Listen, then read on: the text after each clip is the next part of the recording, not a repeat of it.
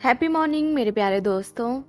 मेरे साथ इस प्यारी सी जर्नी में जुड़ने के लिए आपका दिल से थैंक यू। आज डे 64 की टीचिंग में रोंडा बायन हमें पावर ऑफ ग्रेटिट्यूड के बारे में बता रही हैं। इससे पहले भी हमने बहुत सी टीचिंग्स में पावर ऑफ ग्रेटिट्यूड के बारे में जाना है। इससे आपको एक आइडिया तो लग गया होगा कि बहुत सारी टीचिंग्स हैं जो बार बार रिपीट हो रही हैं और आगे भी रिपीट होती रहेंगी। इसका मतलब है कि उनको समझना और उनको अपनी लाइफ में उतार लेना बहुत इंपॉर्टेंट है। इसलिए ही 365 टीचिंग्स में ऐसी बहुत सारी टीचिंग्स हैं जो कि रोंडा बर्न ने बार बार कुछ दिनों के बाद रिपीट की हैं। इससे रोंडा बर्न हमें एक रिमाइंडर दे रही हैं कि क्या हमने अपनी लाइफ में उन चीज़ों को उतार लिया है या अभी उतारना बाकी है। ये सब टीचिंग्स हमारी लाइफ को बदल सकती हैं, हमें बदल सकती हैं, हमारे सोचने के तरीके को बदल सकती हैं। इनमें वो पावर है। इसलिए हर रोज सुबह जब आप इन वीडियोस को सुनते हो तो खुद को एक टास्क देना है कि आज का दिन मैंने इस तरह से गुजारना है और आज जो भी रोंडा बर्न हमें टीचिंग में सिखा रही हैं, बता रही हैं, उनको याद रखना है और वैसे ही अपना दिन बिताना है। जैसे सुबह की शुरुआत एक गुड हैप्पी पॉजिटिव थॉट के साथ की जाती है, वैसे ही इन वीडियोस को सुन के अपने दिन की शुरुआत करनी है और खुद को अपना बेटर वर्जन बनाना है।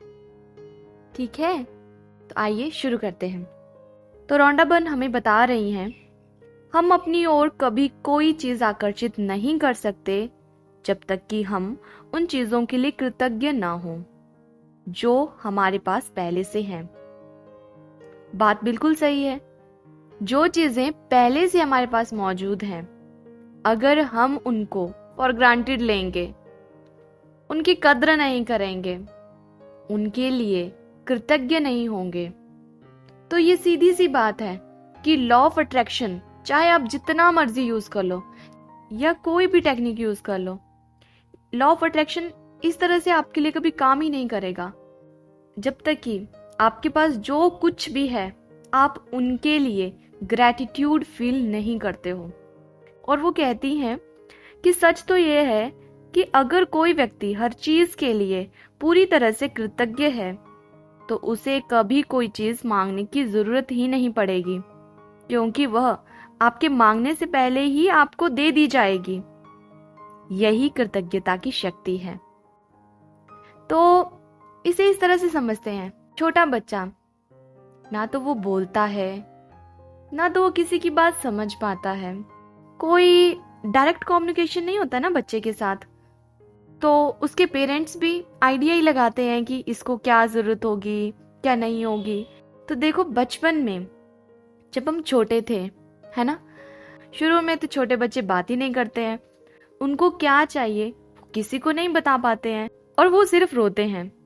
अब ये जरूरी नहीं है कि उनको भूख लगी हो वो तभी रोएंगे, वो ऐसे भी तो रो सकते हैं ना। वो क्लियरली नहीं बोलते हैं तब भी, चाहे इशारों में या तोतला बोल के, वो थोड़ा बहुत एक्सप्रेस कर देते हैं कि उनको क्या चाहिए, है ना।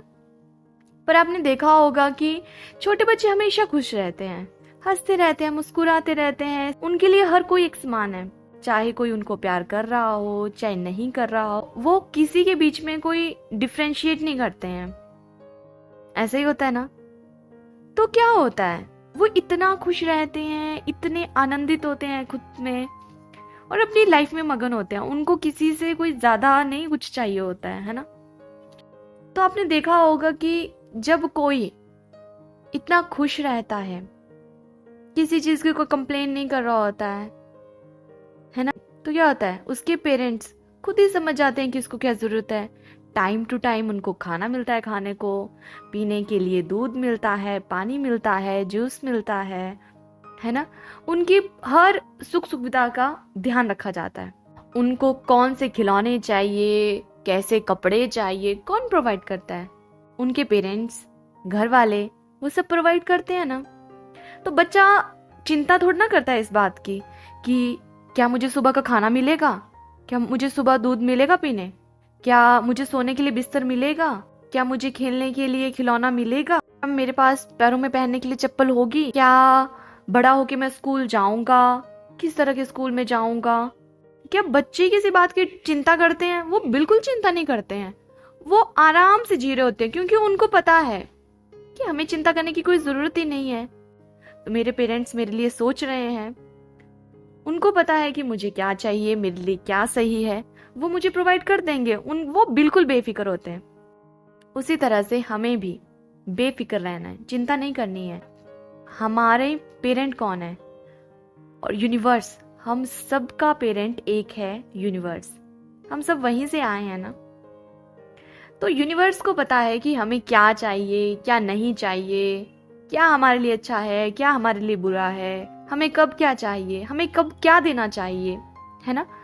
तो हमें चिंता नहीं करनी है। हमें छोटे बच्चों की तरह खुश रहना है, बेफिक्र रहना है, सबको एक नज़र से देखना है, सबको प्यार करना है, हंसते रहना है, मुस्कुराते रहना है, खुशियां बांटते रहना है, जैसे बच्चे करते हैं। अपनी दुनिया में मस्त रहना है, कंप्लेंट्स नहीं करनी है। जो है, जितना है, सब अच्छा है ना। तो आज की टीचिंग में रोंडा बर्न हमें यही याद दिला रही हैं कि लॉ ऑफ अट्रैक्शन आपके लिए तब तक काम नहीं करेगा जब तक कि आप कृतज्ञ नहीं होते उन सब चीजों के लिए जो कि आपके पास पहले से मौजूद हैं।